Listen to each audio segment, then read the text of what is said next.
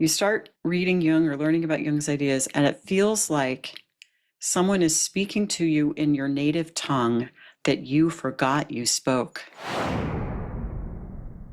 I would love to start the conversation towards the beginning of probably your life and your career to learn about what you remember about learning about Jung himself. I'm sure it's a detailed story, but I'd love for the listeners and the viewers to learn about what brought you to this branch of psychology in the first place. What's that story? How do you remember Mhm. that? Well, before I jump into my own personal story, I will say it's interesting because most people who are interested in Jung have a story, right? Yeah. Of like how they found Jung, and often it's a really interesting life story because maybe they found it at this time of crisis, or I mean, I have heard the stories like, well, I took a graduate course and there it was, and I thought it was really interesting. But usually it is a story that has a lot of meaning in the person's life. Hmm. I'll say that. So my story is, one of those. Actually, my mother was very interested in Jung. Hmm. And so I remember being a young child, and we had this little kind of study off the kitchen.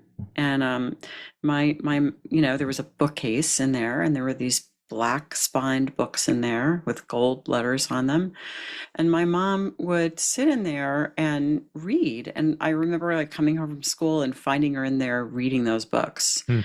And of course, I thought they were big and mysterious and they didn't make much sense to me. But she would sometimes tell me a little bit about it in a sort of like developmentally appropriate way. So I got that it was like kind of cool.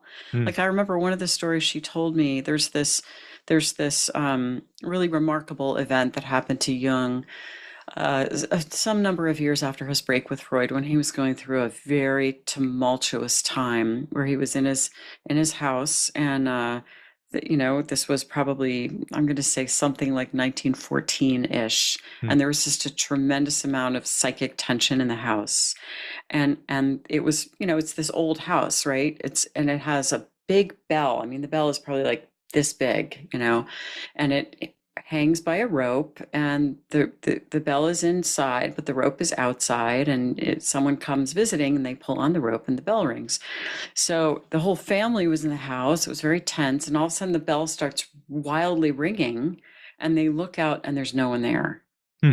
So it's this kind of paranormal thing, and it was right after that experience that Jung kind of almost dictated what became known as the Septem Sermones ad Mortuos, which is this really interesting document that just kind of came to him right at that moment. So anyway, she told me the story about the bell, and I just was fascinated by all things kind of paranormal. Like I was fascinated by ghosts and that kind of thing. So I loved that story. And then Hmm.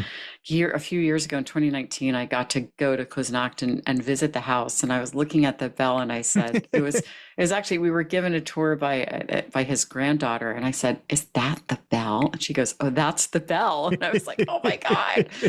Anyway, so it was very much sort of in my blood, as it were, because, I knew that this had a really important to my mother. And my mother and I were always very close, and Hmm. I felt really connected to her. So I knew it was important to her. But of course, I was like my own person, and I wasn't interested in the things my mother was interested in, and I was going to go do something else entirely. So, I wasn't going to study any of that or anything. So I studied history in college, and then uh, I worked in the field of international humanitarian affairs. So I worked in Hmm. DC, and I worked in New York. I worked for these NGOs, and I worked in Bosnia, and at some point, I was getting a master's at Columbia in international affairs. So I was living in New York, Upper West Side, and I was 28 years old, right? And that is the time of, in psychological language, kind of the age 30 transition. A lot of people kind of have a crisis around that time. Hmm. In astrology, it's the time of Saturn return, which is like a it's kind of an initiatory time. So I had a kind of, I'll just say, depression, Hmm. like something was wrong. And externally, it was, you know, a guy broke up with me, but I think it was more than that. It's just that was the kind of catalyzing event, and I fell into this depression, and I was trying really hard not to, and doing all of the things, and then I woke up in March, one morning in March, and I just had this feeling of dread. I was like, this is going to be a terrible day. And I was Mm. like, okay, what do I do? And I was like trying to do all the things. I called all my friends. They were all busy. I was like, I'll do this. I'll do this. I'll go to my favorite cafe. I'll do, and I'll go for a run in Central Park. And it was like, I was going for a run in Central Park, and I just like stopped in the Shakespeare Garden. I was just like sobbing. I'm like, Mm. this is just terrible. So I tried, like I said, to, all of the things. And the last thing I did was I went to there was this bookstore on Columbus Avenue, and I've always been a bookstore person. I like to browse in bookstores. This particular bookstore I would go into, I'd been visiting it throughout the year. I'd been there since September, so I'd go in occasionally. And I was studying international affairs, but I would go down to the psychology self-help section, Mm. and there was this book on the shelf called On the Way to the Wedding. And of course, my love had just broken up with me, so I would pull this book off the shelf and open it up to some random page and read 3 lines and start crying. And then I'd think, Lisa, you have 400 pages of reading to do for graduate school. You cannot buy this book. So I'd put the book back on the shelf. And that must have happened 3 or 4 times. So this terrible day in March that I was talking about, I went to the bookstore. I went down to the self-help and psychology section. I saw that book again. I pulled it off the shelf. I read a line. I started crying. I put it back on the shelf. Crossed Columbus Avenue to go back to my apartment. And there was this little like new age gift shop there. So this Mm. would have been, just to kind of place it in context, this would have been, when was this? Like 1994? 1994. Okay, so there's this new age bookshop called, I kid you not, The Hero's Journey. It Really? wasn't, I'm sorry, it wasn't a bookshop, it was a gift shop. The Hero's Mm. Journey. It was the kind of place that sold like incense and crystals and like those little Native American dream catchers. It sold like that kind of stuff. But they had about, oh, I don't know, half a dozen books for sale at the very back of the store. And guess what one of them was? One of them was On the Way to the Wedding. Mm. So, I mean, even though I may not have necessarily known the word synchronicity at that point, I was like, I still knew, I was like, okay, I think I need to buy that book. Mm. So I bought that book and I took it back to my apartment. It was a signed copy. That book was written by Linda Leonard, who is a Jungian analyst. It was the first time that I had ever read anything written by a Jungian analyst or from a Jungian perspective at all. And I started that book that night, and it totally changed my relationship to my sorrow. Mm. It didn't take it away, but it gave me a completely different understanding of it. And by the time I finished that book, I was like, I think it would be really cool to be a Jungian analyst. Mm. I mean, really, it was that book. And, it was years before I actually began walking that path, because there's a lot involved. But that was the beginning. And I mean, I immediately started writing down my dreams. I was having these incredible dreams. I still have those dream journals. I started reading like one Jungian book after another. And that's what happens, right? People sort of fall down the rabbit hole. And then, I hear these days like, oh, I'm binging your podcast. And I'm like, oh, I know that. I did that. Like if this Jungian Life had been around when I was 28, I would have been like binging the podcast. But I sort of never looked back. What was it in that book, if you remember, that was so profound to you? What was it in there that had such an effect? Well, in a word, it was that my suffering had meaning. Hmm. So my particular suffering at that moment was heartache and loss and fear for my future, because I was a young woman, and I wanted to be partnered, and I thought, will that ever happen for me? What will that look like?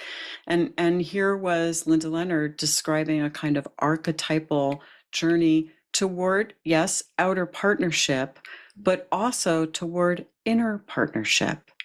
and the sort of inner work and the inner journey that is important that we can honor as we are looking for that kind of self communion and Mm. also communion with another. Hmm. What did you do afterwards? Was that, I know you said that was sort of the decision or the moment in which your trajectory changed. What happened afterwards where, eventually you became much more serious about this field?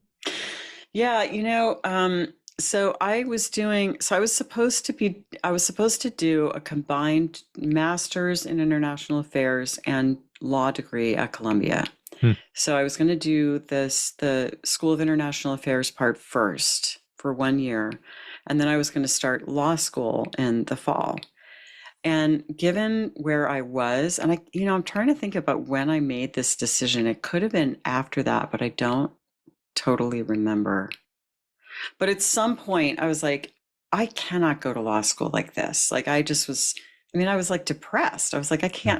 I can't do that. And so I was like, all right, let me defer law school and work overseas for a little while. And so that's what I did. I deferred law, and then I went and I worked for the International Rescue Committee in Bosnia. And I did that for a year, and then I like deferred again, and did another year at IRC Bosnia. And then the time was coming for me to kind of make the decision about, okay, am I going to go back? Am I going to go to law school? I was kind of in stasis, and Hmm. I was like, I wasn't sure anymore that I wanted this big career in international humanitarian affairs. It felt like that part of my persona was a little shaky, and I kind of just let that be, but it was not comfortable. I mean, when I entered that career, I was like, I have found my purpose. I love this. This is what I want to do for the rest of my life. And then to be like, oh, I don't know. I don't know if this is really who I am. That was hard, but I sort of let it sit. And then at some point I was like, I, I need to pain or get off the ladder, as a Hmm. friend of mine used to say. I need to either go back and go to law school and kind of do this thing, or I need to do something else. And so there was this sort of moment where I thought, okay, I've got to I've got to make a decision. And the decision I made was, I'm going to go. So I made that this, I'm talking about like kind of New Year's now. Hmm. This would have been like New Year's, I think, like 1996. I was like, I'm going to leave in May. And when I get home, I'm not going to make the decision here because things were kind of crazy. It was like Yeah. Bosnia in the 90s, it was a little crazy.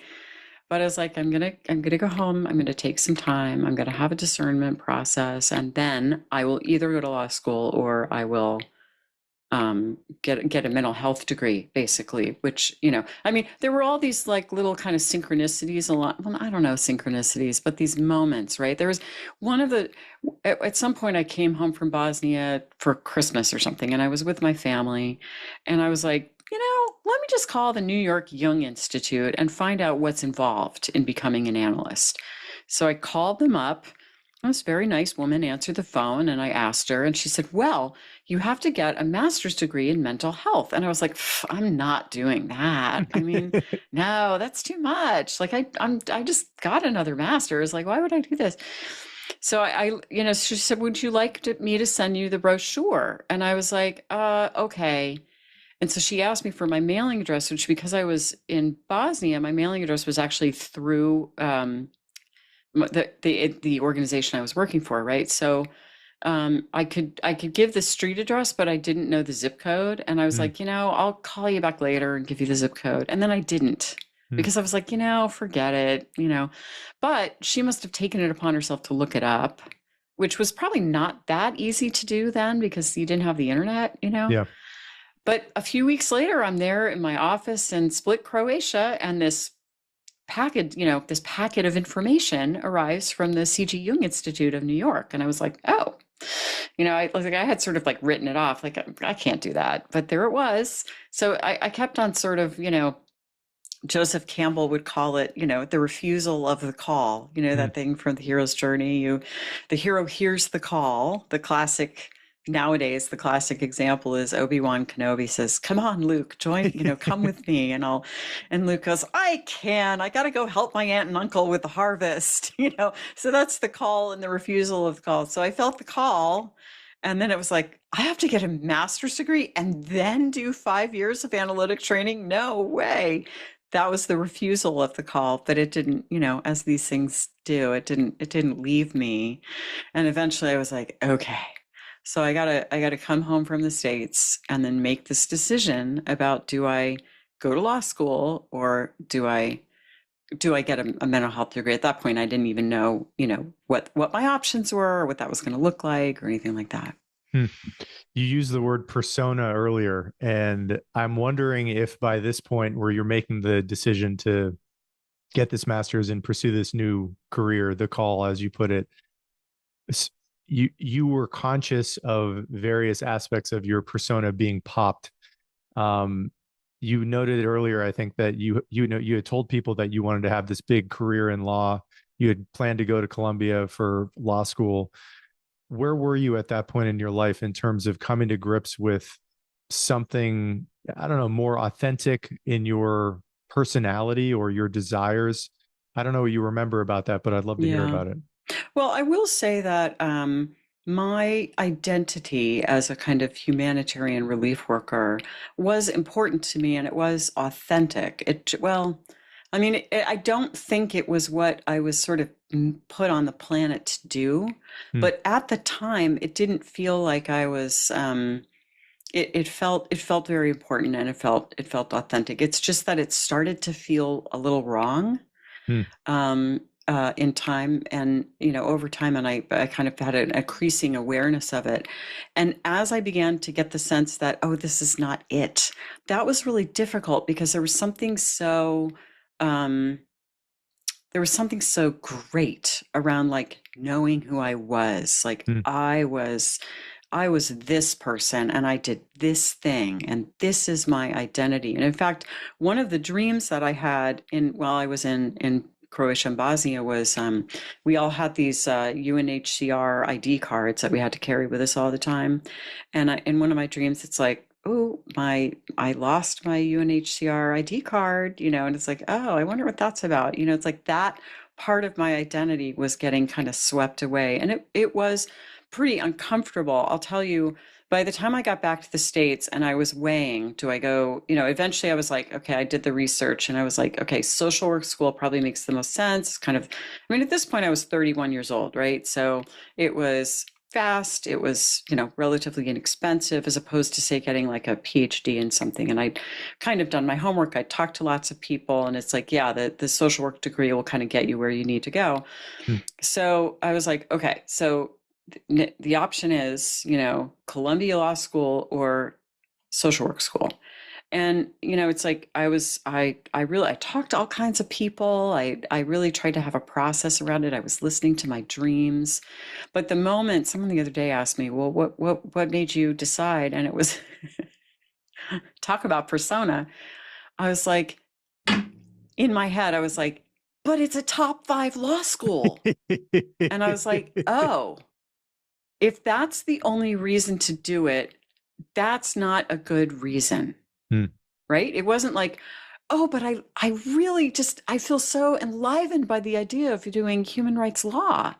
It's like, no, it's like, it's a top 5 law school. Like, like, I got into it. Like, how can you, like, walk away from a top 5 law school? I'm like, is it so just so I have, like, bragging rights at cocktail parties in the future? Like, no, that's not a good reason.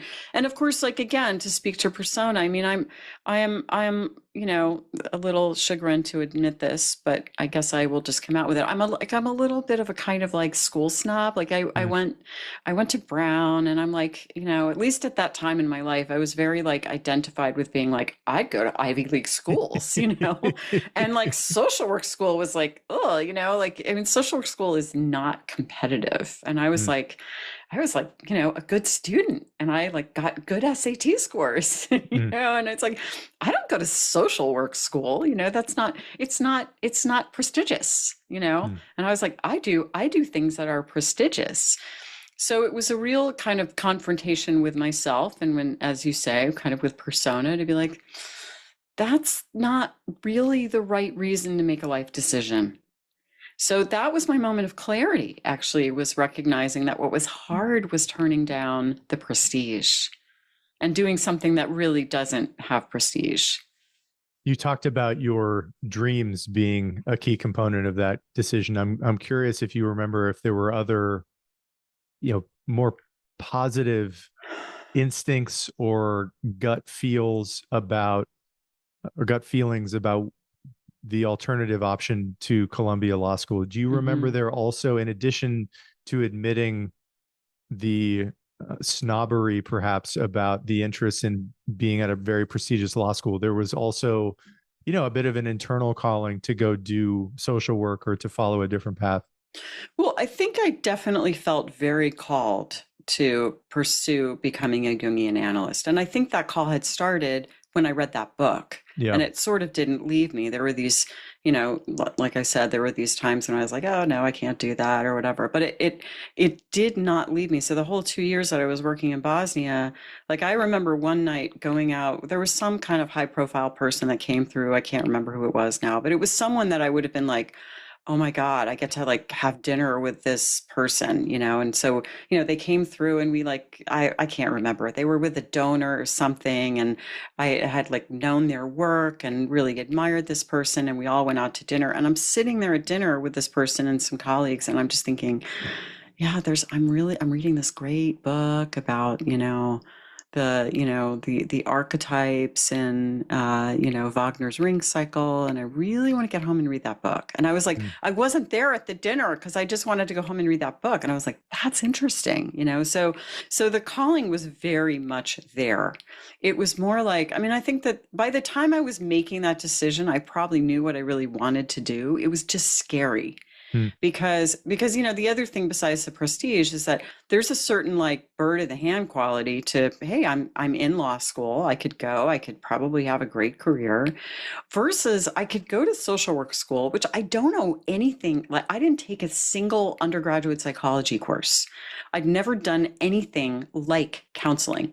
I Mm. had no idea if I was going to like it, if I was going to be good at it. I had no idea if I got the degree in social work, would I get into analytic training? I might go and get the degree in social work and then what, not be able to do this thing? It felt like a huge risk. So it wasn't so much between like, where's my heart's desire? I think I already knew that. Mm. It was, how do I orient to sort of to the uncertainty around this? Mm. The journey from there to actually becoming an analyst, I don't know how many years that took. And obviously we're stretching over vast stretches of your life, but what Not that so fast. I'm not that old.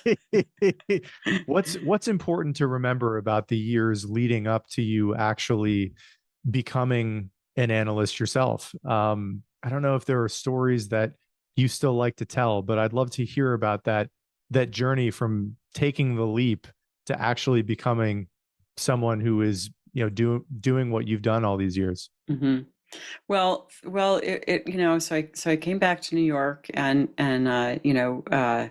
really had to let go of that sort of high achiever persona because I was just like, I don't know, I was like temping to make money. And then I kind of started taking classes and then eventually I applied to NYU social work school. And I remember starting the program and they was so great. It was such a great like social work thing.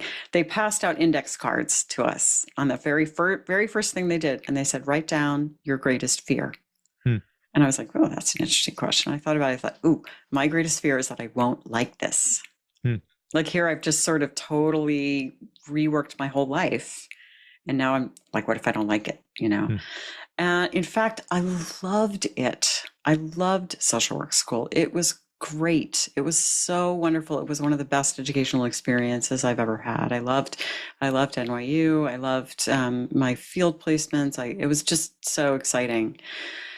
And then after I graduated, I kind of thought that I was going to try to get into analytic training as quickly as possible. But there were these other things going on. I got married and then we moved and then I had a baby. So there was kind of like a hiatus. So then I wound up, it was like I was applying for training with this new, like, kind of wrinkle, as it were, because I had a baby. Mm. And so that was something new to negotiate, because I remember, it's like in some ways the training is very demanding, but it's not every day, right? So when I initially started, it was pretty much like a Friday and a Saturday a month.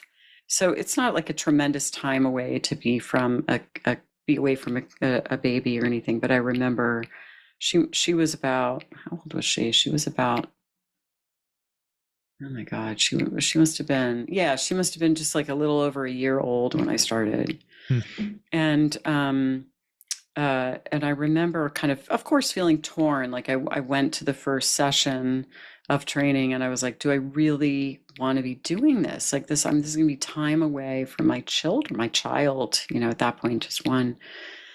And I just looked out the window and I thought, but I can't not. Like, it doesn't actually feel, yes, I wish I were with her right now, but it doesn't actually feel like a choice.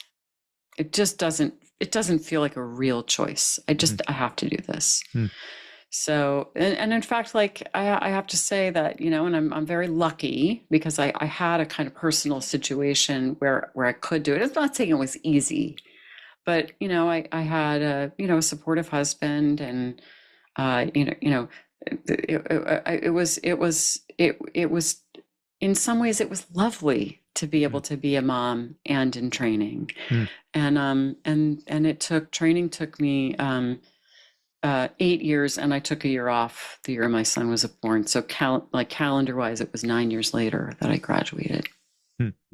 I'd love to hear a little bit more about what else was drawing you to this entire field of Jungian analysis. You used the word synchronicity earlier, which I think for those of us with a toe or more in the Jungian world, that's common language. But I'd love to have you describe in any additional detail what else it was about him, the ideas that resonated so deeply with you, that Hmm. were moving you so strongly in this direction. I think, first of all, I said before that when I read that book, it felt like my suffering had meaning. Mm. There was also beauty. There is something beautiful about these ideas. And the little I had known of Freud, which was not very much before this, some of Freud's ideas are, and I really appreciate Freud, and I read Freud.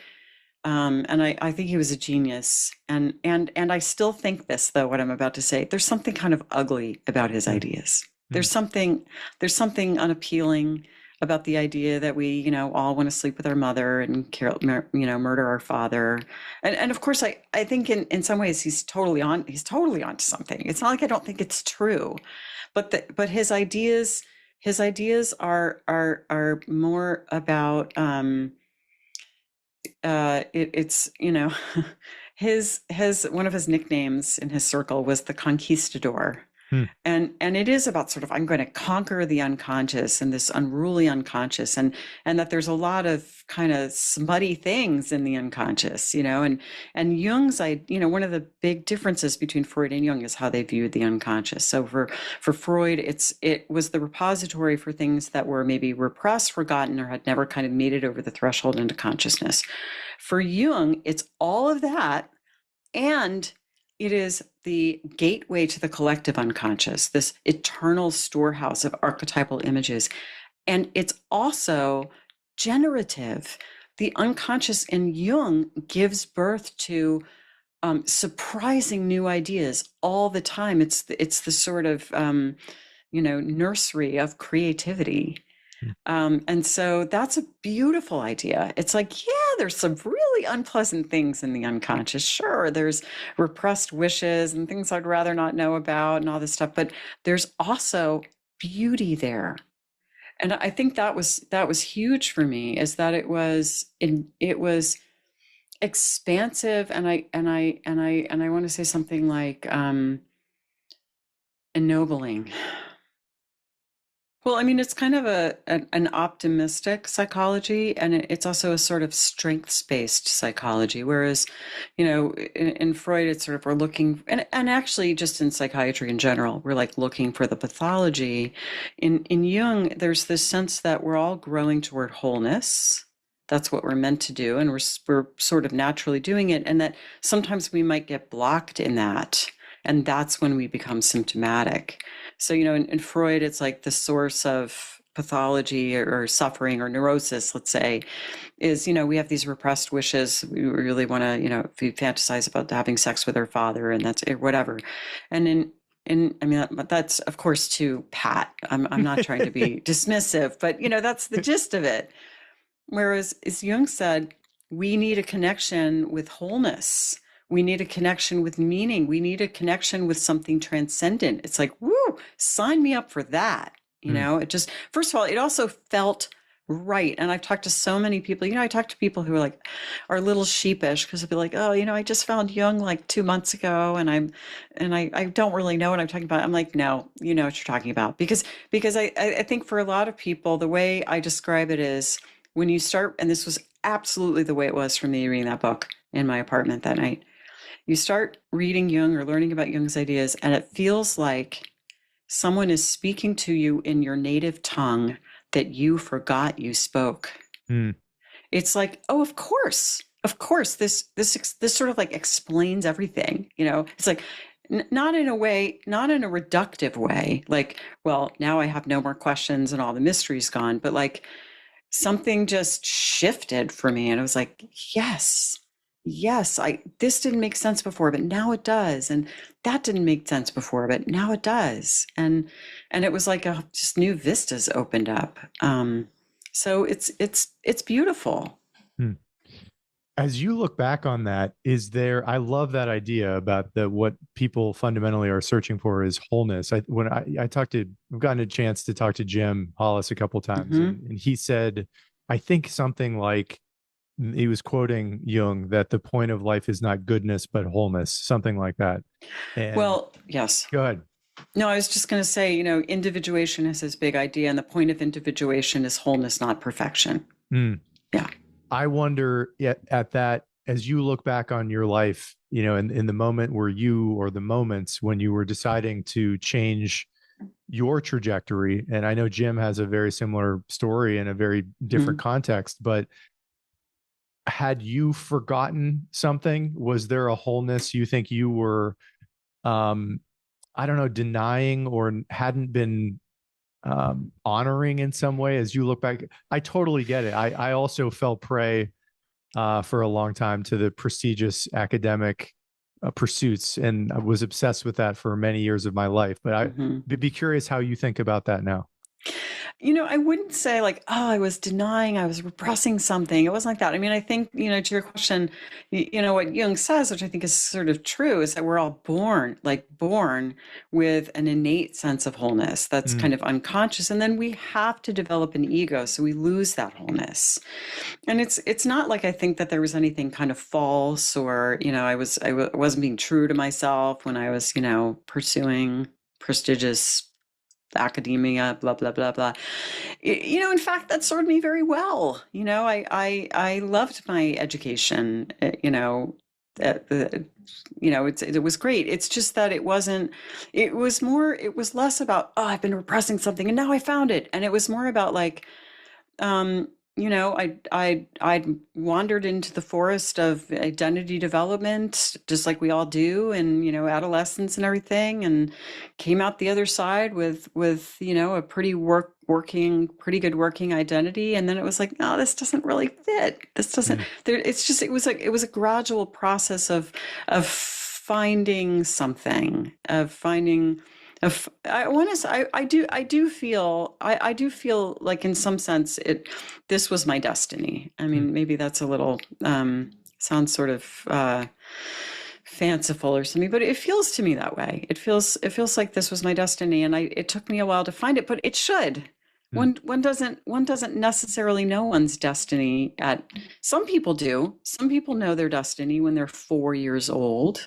you know? I mean, and Hillman writes about it in The Soul's Code, you know, and like one of the examples is, you know, Judy Garland, apparently she was like 4 years old and she saw someone get up on a stage and sing and she said, can I do that? You know, Mm, it's like, there you go. And mm. there are stories like that. But for most of us, some of us never, many people feel like they never find their destiny. I mean, I feel incredibly lucky to have that sense. But yeah, I mean, it just took me until I was 28, which is actually not that bad. I'm fascinated by those moments of um, people moving through depression or experiencing depression and trying to learn from moments like that. And you alluded to that earlier in your own story. I remember something Jim said when I talked to him about the common question being asked when his patients come to him and talk to him of asking, why has this come? Mm. Why is this here for me? And I know you also said there was heartbreak involved, but do you also link the depression you experienced to not, like you said, your ego direction was not didn't fit, like clothes don't fit, it wasn't suiting you for the next chapter of your life? Are those related, do you think, or not Totally, necessarily? Yeah. totally, totally. You know, in some ways, it was such a good thing that he broke up with me because Mm, if he hadn't, I might have been like sort of lulled into just continuing on that path, and then I wouldn't have found my destiny as soon as I mm, did. So what you're saying is something that I've thought a lot about, and you know, I think in some ways the breakup was kind of the triggering event. But the truth is, I was having intimations that something wasn't quite right with me mm, before. You know, I mm, remember it's interesting actually. I remember this time and I can remember this pretty well because I kept journals and so I've like gone back and I've read this and it's like, oh yeah, you know. So something that happened at some point, I can't remember exactly when, but it was before I went to graduate school. I was living in Washington, D.C., and I had some kind of crisis just you know internally it like whoa what am I doing like kind of existential what is my life about and what I decided was that I was in the wrong career and that what I needed to do was go back and become an archaeologist, which I find really interesting because mm, actually Jung wanted to be an archaeologist mm, too. And when I went to college I kind of thought, oh, I'm going to be a paleoanthropologist.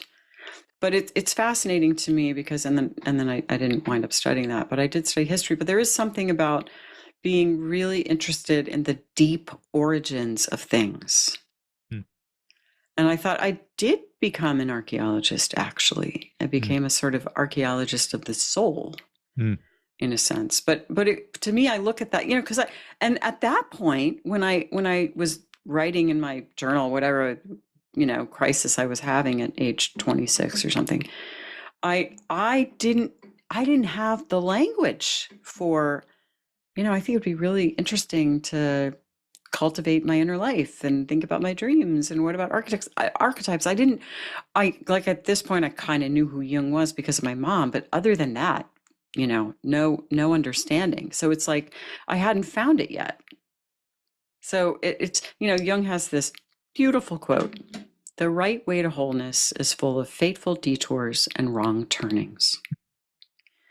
And so, you know, it's like one of those things. If that guy hadn't broken up with me, then I wouldn't have, you know, then I wouldn't have suffered, and then I wouldn't have found that book, and then I wouldn't have found my destiny. Or mm. probably I would have found it later. But, you know, finding your destiny after you have law school debt is much worse. Very true. You're welcome to fill in any of the gaps between the period of your life we just spoke about and the beginning of your show.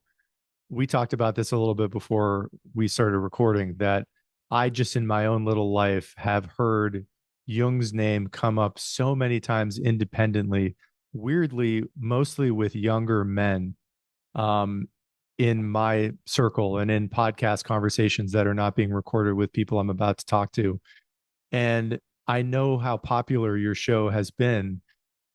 And I wanted to make sure that I put it to you about why you think Jung seems to be having his moment, why the work you do and the conversations you have obviously are resonating with so many people in the world.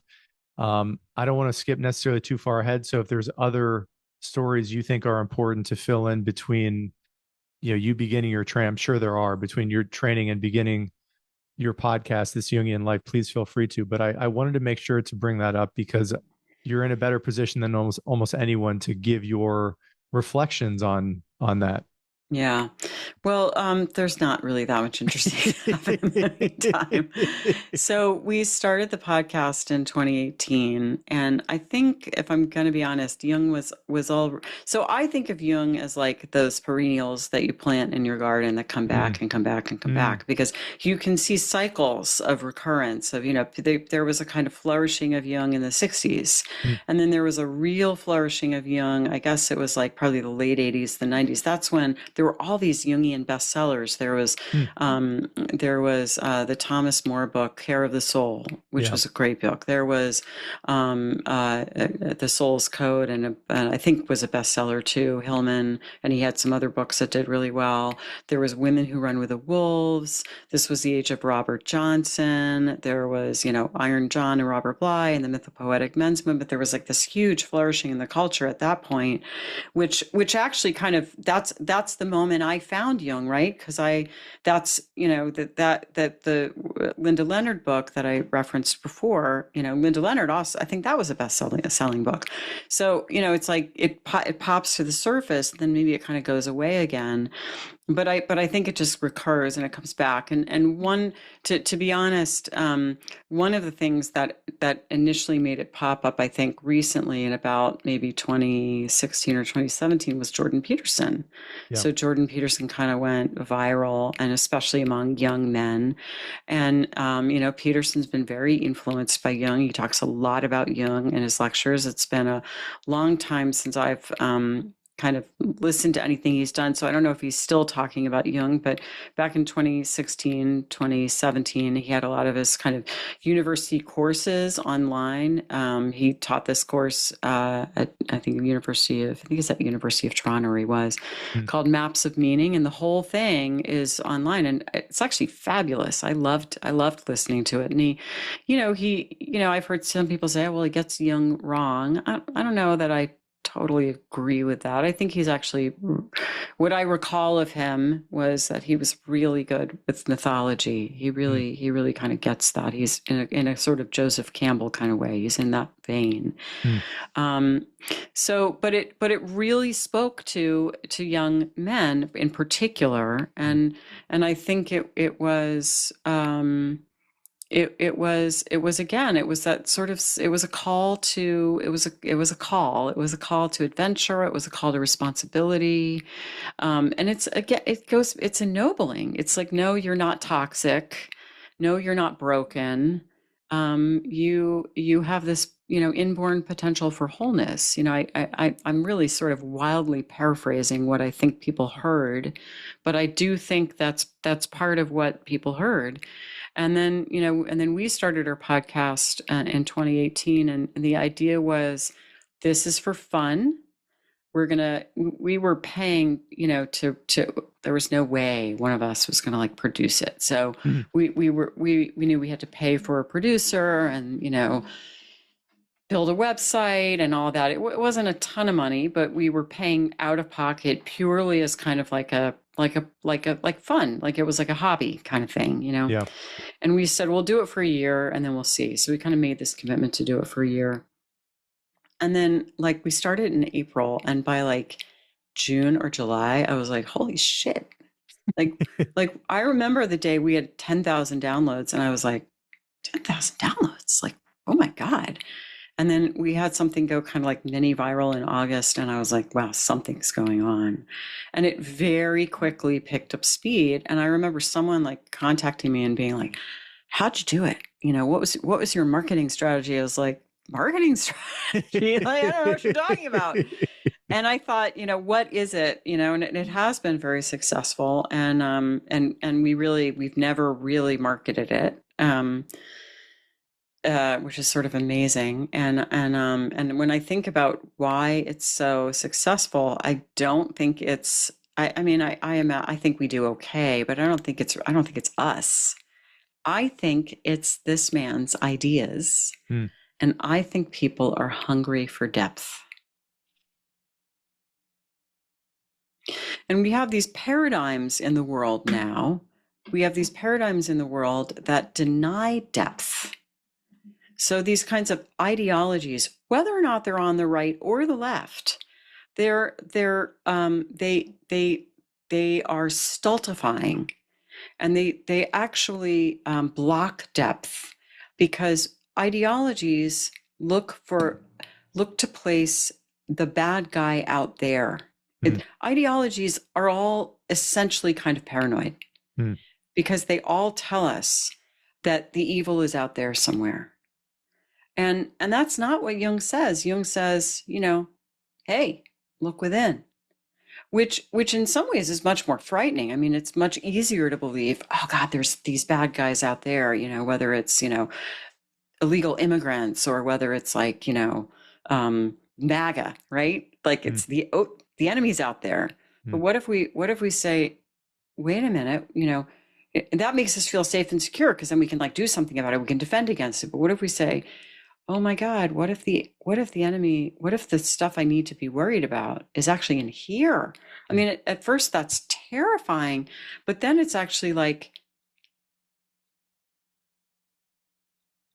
really empowering, and kind of exciting, and like kind of breathtakingly meaningful. It's like, wow, I could have a relationship with that. I think too, that's such a profound point that so much of modernity is incentivizing a lack of depth in so many lanes. One of them is ideological, the other is technological Yes. for so many people. And I wonder for you how the show has affected you. If, it sounds like, and correct me if I'm wrong about this, that you have had a decent clarity or full clarity since you changed course back in your late 20s. But I'm wondering how all of this work has also affected your view of the world. That's a very broad question, but for people, especially that are coming across Jungian ideas for the first time, potentially in watching this, I'd love to hear how else really living in the world of Jung has continued to shape how you view things, how you view the world, yourself, anything of interest to you. Well, I mean, I guess again, we sort of referenced this before, that one of Jung's big ideas is individuation, that over the Yeah. course of life, you become the fullest version of yourself possible. So you can't ever completely do it, but you live out your different potentials. You make what's been unconscious conscious, again, to the fullest extent possible. And there's been a number of things in my life that have allowed me to do that are not necessarily related to Jung. But one of the things I will say about training is that training, analytic training is there's kind of schoolworky type work. I mean, you're writing stuff, you're reading stuff, there's oral exams, but it's much more of a sort of depth initiation. And so there's all kinds of inner demons that you have to face. And that was a real crucible for me to begin to come to terms with some things that I think I needed to come to terms with, which I would put just really roughly as, a call to claim my own authority, Hmm. which has always been difficult for me. That's something that I've struggled with. And in essence, my second book, The Vital Spark, is kind of all about that.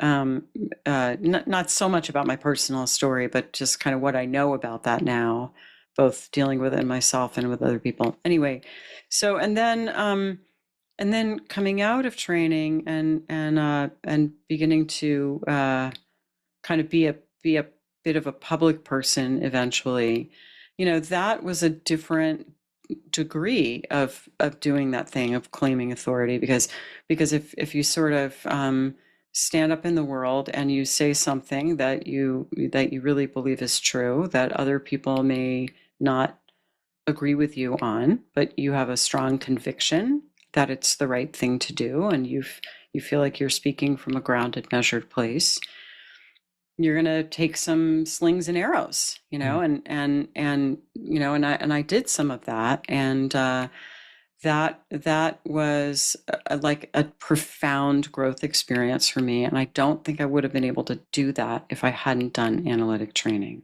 Mm.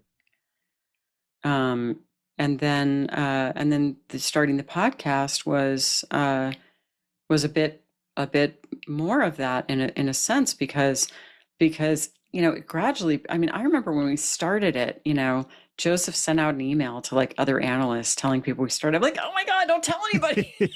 Wow, what'd you do that for?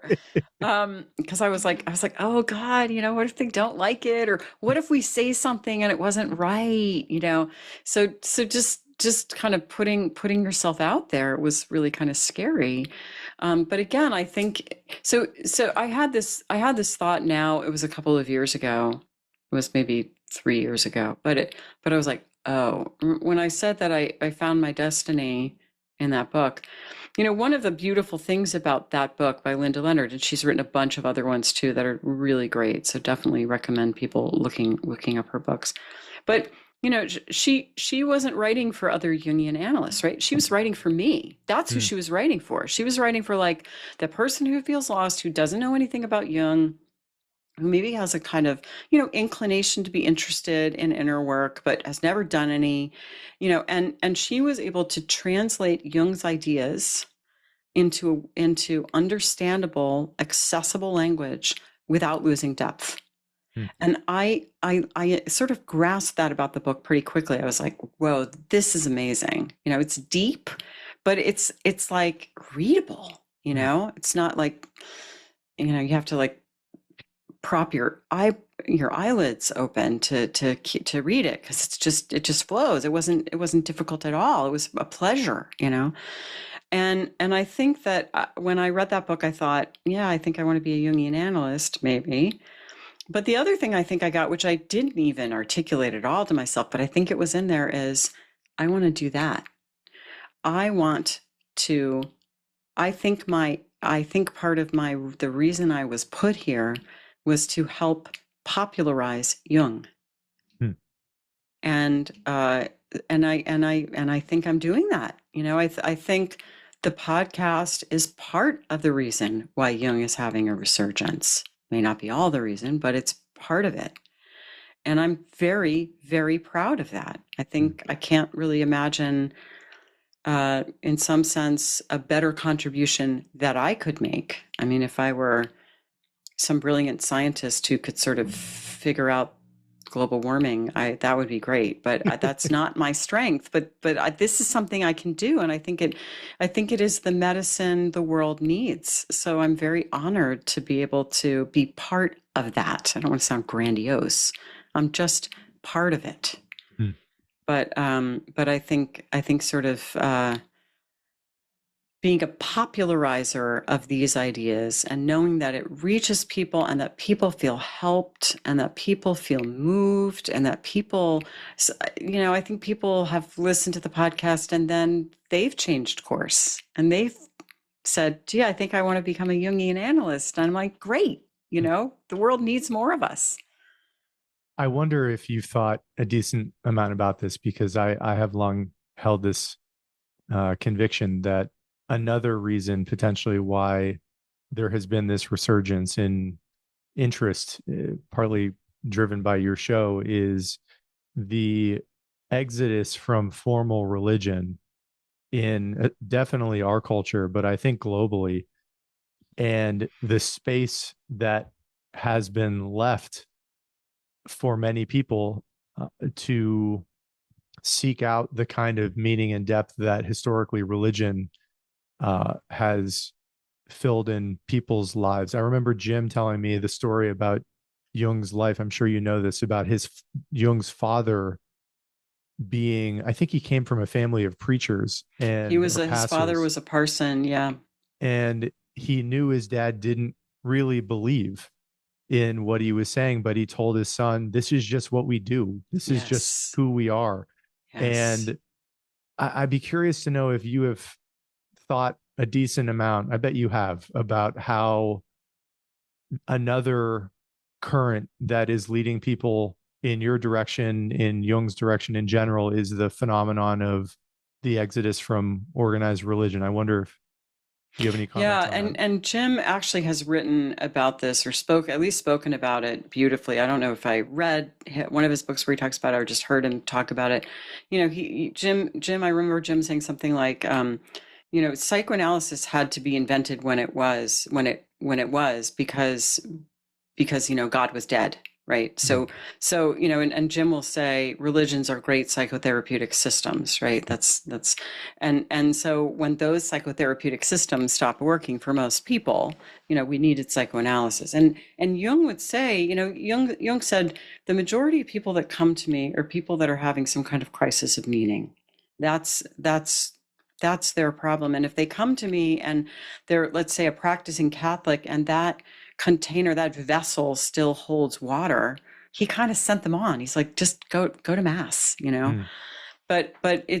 So Jung knew this. Jung knew that people were coming to him because they had lost. They didn't have denominational creeds weren't doing it for them, and therefore they lacked a way to a sort of, I don't want to say a method. They lacked a container Mm. for having a connection with the transpersonal, and so that is what he was seeking, I think. And he had that wound because of his father. It's like, well, he knew there was something important there, but it wasn't going to come through the way that he was taught it was going to come through, right? He saw his father like that didn't that wasn't working anymore. So he Mm. wasn't going to just work for him. And but he had these experiences, and he had direct experiences of the transpersonal. And that's why at the end of his life, when John Freeman says in that BBC interview, "Do you believe in God?" He sort of stops. He says, "Well, I don't believe. I know, because I've had experiences." So I think you're right. I think a lot of people, the other thing he says in that John Freeman interview is, he says, man cannot stand a meaningless life. Mm. And that's true. And many of us feel like life is meaningless. And then we go out, we may try to go out and we try to, acquire more. We fill that God-shaped hole or whatever with stuff, or by scrolling on our phone, or we become entranced by an ideology which feels like it can give life purpose and meaning, but eventually that kind of can often lead us sort of into dark places. Yeah, it's a little bit like David Foster Wallace in his famous commencement speech at Kenyon. He says, you can't not worship. Mm. All of us worship. We all worship something. The question is, it's, what do you worship? And he says, I'm paraphrasing, but he says something like, it's better to worship, Yahweh or the whatever, worship something that is called God, because most of the other things that you worship will eat you alive. Mm. If you worship money, it eats you alive. If you worship, an ideology, it often eats you alive. But if the thing that you worship is some relationship with the infinite, you're on the right track. And Jung does give us that. And there is this question, well, is, there's a Jungian analyst, and his name is not right on the tip of my tongue. I'll probably think of it in a second.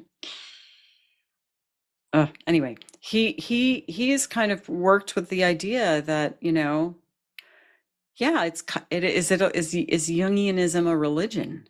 I mean, and I don't know that it's a religion, but I think it meets some of the same needs. That was going to be my next question. You used the word container multiple times, and I am curious how you in your life, and same with your co-hosts and the people who are practicing Jungian analysts, how do you think about that container? Or do you think of it as a religion, more of a a a method by which you can meaningfully view the world. Uh, I don't know. I don't know how you think about it, and I'd be curious to know. One of the things that religion does is it kind of gives us a cosmology. It gives us a Yeah. way of understanding ourselves and how we fit into the world, especially vis-a-vis the transpersonal, that which is bigger than us. And I would say that Jungian thought definitely does that, you know. Um, and then there's, so that's one of the needs that it meets. I mean, I would say that I have colleagues who are devoutly Christian and go to church every week. I Mm. have colleagues who are Kabbalists. I have colleagues who are devout practitioners of the Western mystery tradition, and who are astrologers. And I have colleagues who don't do anything like that. Mm. And so the lovely thing is that it is kind of a container for encountering the transpersonal that doesn't require any kind of commitment, in a sense, to it doesn't rule anything else out, and it isn't I mean, one of the sort of jokes when you're in training is like, oh, that it's a cult and your family's going to hire a deprogrammer and come and Mm. rescue you, and we laugh about that, but the truth is that at least in my institute it was totally not cult-like, because in a cult you can't criticize it, and there's only one right way of thinking, right? And where I trained, it was like there were as many opinions about things as there were analysts. You were absolutely encouraged to criticize Jung, critique Jung. You were encouraged to find your own way of doing things, and you were also encouraged to really read widely, so you were held responsible for understanding Freud, for knowing Freud and appreciating Freud and all these other thinkers as well, too, not just Freud, but, all the object relationists and all this stuff. And so it's not a narrow road. I think what it does is it invites us to have an experience of the transpersonal in our lives. And, and some of that, it's like, well, what does that mean, Lisa? It's like, well, pay attention to your dreams. That's what I mean by that. It's Mm. like, pay attention to your dreams, because you're going to have a dream tonight, and you're going to wake up tomorrow morning and you're going to remember it, and you're going to think, that was weird. There's no way in a million years my conscious mind could have ever come up with that scenario. Mm. So there is something else in you. There's something else in you. And you can, and it talks to you in your dreams. Like that's kind of, so there's a there's a way that I kind of think of dream work as my spiritual practice. Mm. Mm. You mentioned a couple of names that people may already be familiar with that are in your space, especially public figures or writers. For people that are fascinated by this conversation or the ideas you've discussed, who are the people you know about, either writers or public speakers, individuals who have done a lot of interviews that you really admire and respect? You talked earlier about how that book that you loved was easy to consume. It was digestible. There was a clarity and an ease of consumption to it. Who do you point people to? Who would you point people to who are interested in learning more? Obviously, this Jungian Life is a great resource. Who else do you seek out for ideas, conversation, learning in general? Jim Hollis. I mean, Jim is such a great communicator. I mean, he's just so remarkable. His ability to speak is just unparalleled, and his writing is just beautiful. And it's that same quality that I love so much in Linda Leonard's book. Jim does it just, it's just remarkable Hmm. that he writes with great depth. It's very deep. His books are very deep, but they're not difficult. Hmm. They're a pleasure to read, and you just feel like you've had a good meal after you've read one of Jim's books. And he is such a treasure, and he has so many books, and he's so unbelievably generous with his time. So definitely and I know you've had him on your podcast a bunch of times, you can, find Jim on all kinds of podcasts and find his books. And he's just a real treasure. And I'm so grateful to him. But there are other popularizers too, some of which are no longer with us, like Robert Johnson. I mentioned Linda Leonard, Clarissa Pinkola Estes, Women Who Run with the Wolves, Marion Woodman. Let's see, who am I missing? James Hillman has those books from the 90s. James Hillman is also passed on. Um, those are sort of, I think, unless I'm missing one or two, those are kind of the popular. Oh, Jean Shinoda Bolen also. She wrote those Goddesses in Every Woman, those books, and those are very good. So these are the the Jungians who wrote for popular audiences. And I'm very grateful to them and happy to now be one of them. For sure. A couple more things before we close this down. I wanted to talk to you about, we talked about this word already a couple of times, synchronicity. And I don't know that I asked you to really define that, but I would love to get your thoughts on how you are having one of those moments. Maybe it might make sense to just start by describing or defining that idea or concept, but it's one of those ideas that you just sort of can't unlearn once it's been introduced into your vocabulary. I'd love to give you a little bit of space to talk about that. Yeah, I mean, I do think most people sort of have a sense of what it is. Jung said that it was a meaningful coincidence. So two things happen that are very unlikely, but they co-occur, around the same time, and they don't have any causal connection to each other. But they have a meaning for you, and they create it comes with a strong sense of meaningfulness or emotion. And a lot of times synchronicities occur when we're going through an important change or development. They can be a signpost that we're on the right track. They can kind of signal that something is significant. And Jung, of course, developed the idea of synchronicity with the physicist Wolfgang Pauli. So it's, the actual sort of spade work for that idea goes pretty deep. But I also think we all kind of know what he's talking about. I mean, I personally think I have a sort of high bar for synchronicities. A lot of people, they're like, "Oh, I had a synchronicity." I was thinking about a blueberry muffin, and then I walked into the coffee shop, and there was a blueberry muffin, and I was like, "That I don't, I don't usually disabuse people, but that for me, it has to feel a little more significant. It has to be a little more unusual, and it has to have sort of like an immediate meaning." But so I haven't had that many in my life, because I do look for them to have a certain kind of quality of like, whoa, that was just a tear in the space-time continuum. Yeah. That wasn't just oh, that was interesting, but I mean, here's one. So we moved to Philadelphia.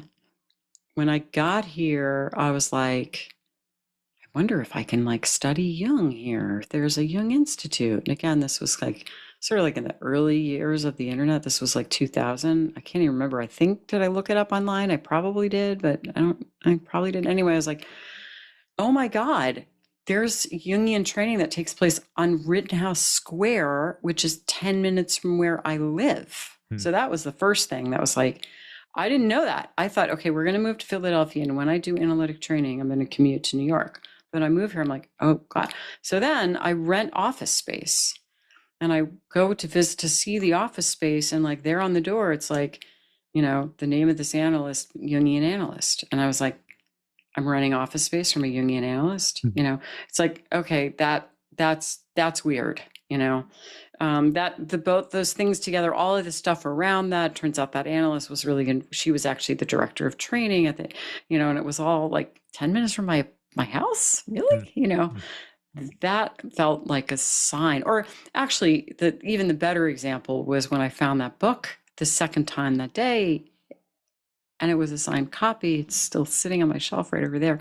That was a synchronicity, right? Mm. That sort of signposted me to go in some other direction. I would love to close by, and I want to, before I ask this to you, I just love what you do and I love your work. And I want to thank you on behalf of all of your fans for the years of content and work that you've put out there. It has accompanied me on many long road trips. Yeah, that's So great. thank you for that. I remember at the very beginning of this recorded conversation, you were talking about you finding your mother reading these massive books with um, deep interest. And I don't know how much you know about her own interest in Jung, and if you have had or had many opportunities to speak with her about her interest. But what was that about in her life? I don't know if those are details you've been able to get from her, but I wonder if this runs in the family. What do you know about Yeah. why your mom was so drawn to the work in general? Yeah, I think it kind of does run in the family. My mother was very interested in depth and meaning, Hmm. and she was seeking meaning. And I think she found something very, very nourishing in Jung. And she did actually, when I was in high school, she went back and she got a counseling degree. Hmm. And then I remember when I went and started social work school, she's like, "Do you like it?" I was like, "Yeah." She's like, I just didn't really like it. Hmm.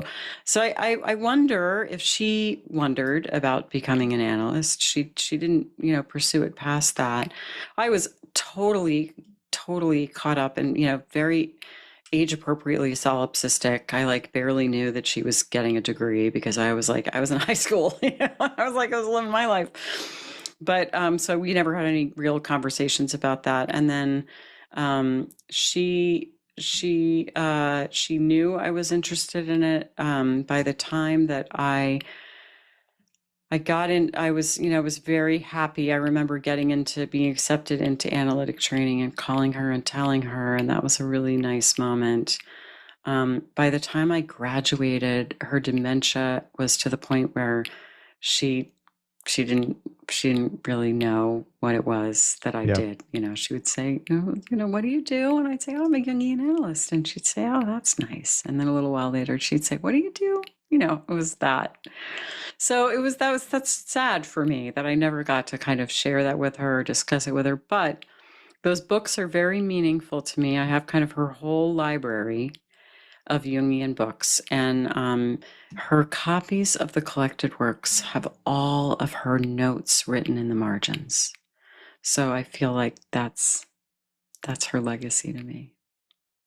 Lisa, this was such an honor to do and so wonderful to meet you. I really appreciate you doing this. And again, for all the work you have done in your career. Thank you. Thank you. It was great. I appreciated your questions.